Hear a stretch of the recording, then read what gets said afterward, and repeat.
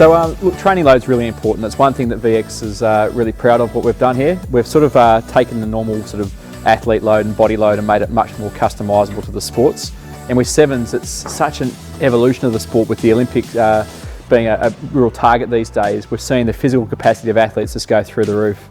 So with that in mind, what we're looking at here is just a day's training now of the power men's team at the Ignite7s. So we've got different metrics here like distance and high speed running, duration, total sprints and body impacts. And they're all things we see a lot of in sevens. So we come up with some norms, and the normal sort of distance covered in the game of sevens is around 1,500 metres, and a really high component of that is done at high speed. Once we know what the norms are and we know what the metrics are, we can weight it like a game. So we can say a game score is 100.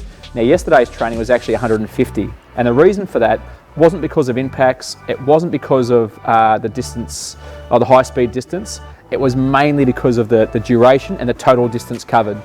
And that's not unusual to train above what match capacity is to get ready for the game. So the second part of what we do now is we don't just look at what the team does as an average, but what each individual does as well. And the reason we do that is trying to plug the holes in their conditioning of elements they may have missed out on.